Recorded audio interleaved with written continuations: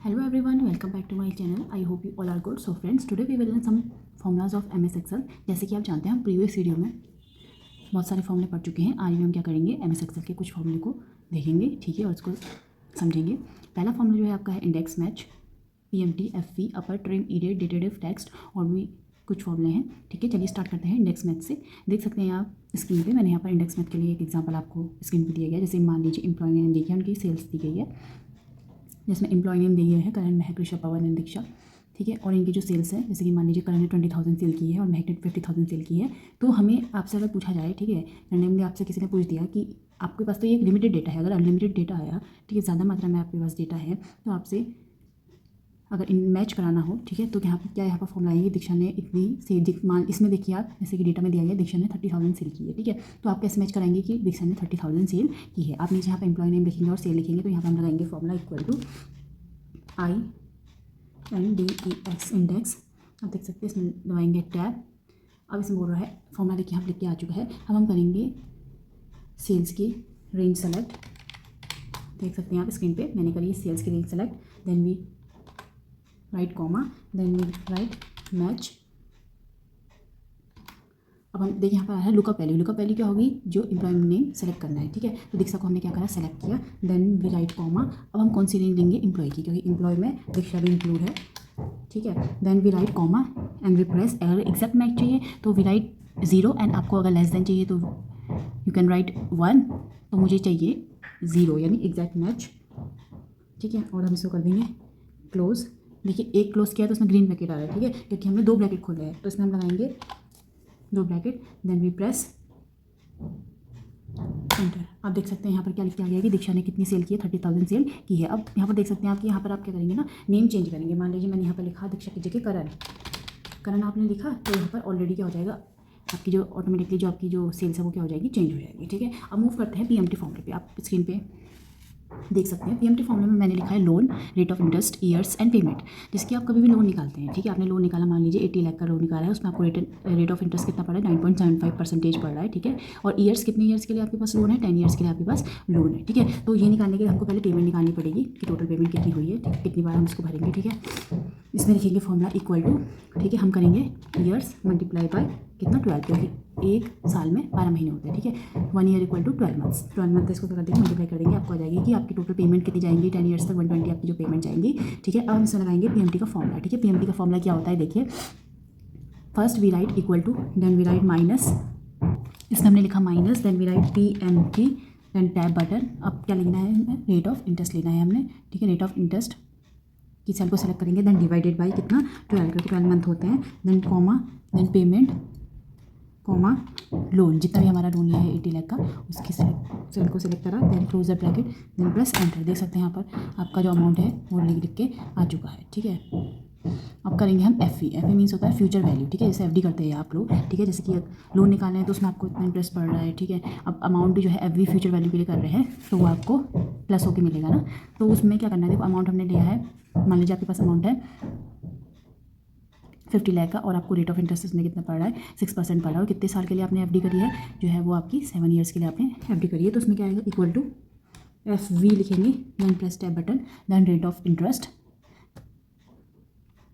Comma number of years की cell को select करेंगे, देन कॉमा, देन माइनस करेंगे अमाउंट से, ठीक है, close the bracket, then press enter. आप देख सकते हैं इतना आपको अमाउंट ऐड होकर मिलेगा 7 सालों में, ठीक है। अब इसमें जो है हम करेंगे अपर।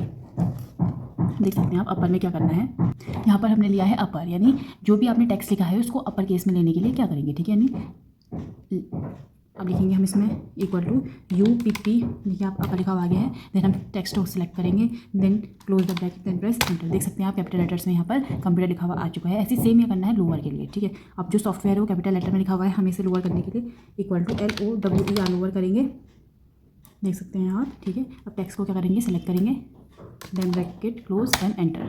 आप इसकी स्क्रीन पे देख सकते हैं कि सॉफ्टवेयर लिखा हुआ कैपिटल लेटर से स्मॉल लेटर में आ चुका है। टेक्स्ट जो फॉर्मूला होता है, मान लीजिए कोई पर्सन 29 अप्रैल 1995 को बॉर्न हुआ है, तो उस दिन कौन सा डे था, ठीक है। जैसे मान लीजिए सैटरडे था, संडे था, ठीक है, मंडे था, क्या था, तो हम इसके लिए लगाएंगे टेक्स्ट का formula TEXT text, then press tab button, देन जो लेंगे आप इसमें वैल्यू लेंगे, ठीक है। देन वी राइट कॉमा, अब इन्वर्टेड कॉमा में लगाएंगे TDD, then close the bracket, then press enter. इसमें DD करने के लिए देखिए आपका क्या आया कि डेट आई, ठीक है। इसमें इसलिए नहीं आया क्योंकि क्या करा है हमने DD। अगर आप MM करेंगे तो इसमें सिर्फ क्या दिखाएगा, मंथ, ठीक है। देख सकते हैं आप मंथ दिखा रहे हैं। अब कौन सा दिन था करने के लिए, कौन सा डे था उस दिन, तो इसमें लिखना है हमने DDD, ट्रिपल टाइम क्या लिखेंगे DDD। आप देख सकते हैं यहाँ पर लिखा हुआ आ गया शनि, यानी उस दिन था सैटरडे, ठीक है। अब आएगा डेटेड इफ़। डेटेड इफ़ क्या करते हैं कि जो भी टुडे आज की डेट है, ठीक है, मान लीजिए आप 14 है, 14 मार्च है या 15 मार्च है या कोई भी डेट आप ले लीजिए, उसमें आप डेटेड इफ़ का फॉर्मूला कैसे लगाएंगे। यहाँ पर आपने एग्जाम्पल के तरीके से मैंने आपको बता दिया है कि इसमें जैसे मानसी है, उसकी डेट ऑफ बर्थ 28 अप्रैल 1998 दे रखी है, ठीक है। तो इसमें डेटेड इफ़ का फॉर्मूला कैसे लगाया जा सकता है कि जब 1998 में मानसी बॉर्न हुई थी तो अभी तक 2026 तक वो कितने साल की हो चुकी हैं, ठीक है, कितने ईयर्स की वो हो चुकी हैं। तो कैसे निकालेंगे, लिखेंगे हम equal to dated if bracket open, ठीक है। अब हम लेंगे date of birth, then we write comma, then we write today, ठीक है, टुडे लिखेंगे, bracket open bracket close, then comma, then we write years, years जानने के लिए, ठीक है। देन ईयर्स जानने के लिए हम क्या लिखेंगे, यहाँ पर देखिए यहाँ पर ब्रैकेट आ चुके हैं 3-4, तो यहाँ पर थोड़ा टुडे करने के लिए, ठीक है। Then we write comma, inverted comma लगाएंगे, यहाँ पर लिखेंगे वाई, यानी ईयर्स। ईयर्स जानने के लिए हम क्या लगाएंगे, कॉमा। अब देख सकते हैं यहाँ पर 27 ईयर्स की वो हो चुकी है अभी तक, यानी 1998 से 2026 तक। अगर आपको इसमें ईयर लिखा है, ठीक है, इसमें आपको अगर चाहिए मंथ, ठीक है, कितने मंथ हो गए, 27 ईयर्स कितने मंथ हो गए हैं, ठीक है। यहाँ पर M लिखा है, देख सकते हैं 334 मंथ हो चुके हैं, ठीक है। आई होप जो भी मैं आपको बता रही हूँ आपको समझ में आ रहा होगा, और मैं कोशिश कर रही हूँ कि आपको इजी तरीके से जो फॉर्मूला है वो समझ में आ जाए। अब देखिए हम मूव करते हैं ट्रिम के फॉर्मूला। ट्रिम मतलब होता है कि काटना, ठीक है। आप देख सकते हैं स्क्रीन पे जैसे कि मैंने लिखा है दिस इज़ अ कैट, ठीक है, दिस इज़ अ कैट। तो देख सकते हैं आप यहाँ पे जो है स्पेस छूटी हुई है दिस के बीच में और इस ए के बीच में, जो कैट और आ के बीच में स्पेस छूटी है। तो हम लगाएंगे इसमें ट्रिम का फॉर्मूला, यानी काटना है जो स्पेस है उसको कट करना है, ठीक है। तो टेक्स्ट को सिलेक्ट कर लेंगे, दिस इज़ अ कैट वाले को पूरा, then close the bracket, then press enter. देख सकते हैं आपकी बिना स्पेस छोड़े लिख के आ चुका है दिस इज़ अ कैट। अब यहाँ पर फॉर्मूला है ई डेट। ई डेट का मीनिंग होता है एक्सपायरी डेट। आपको पता ही होगा कि जैसे हम मेडिसिन लेते हैं, बाई करते हैं शॉप से, तो उसमें मैन्युफैक्चर डेट और एक्सपायरी डेट भी लिखी होती है, ठीक है। मान लीजिए मैन्युफैक्चर डेट जो है 26/2021, तो उसके में लिखा रहता है कि या तो एक्सपायरी डेट लिखी रहती है या लिखा रहता है कि ये सामान मैन्युफैक्चर डेट से 12 मंथ बाद खराब हो जाएगा, ठीक है। या कोई भी मेडिसिन लें या कोई भी आप प्रोडक्ट लें या कोई भी सामान लें, ठीक है। तो इसमें लगाएंगे हम एक्सपायरी का फॉर्मूला, तो लिखेंगे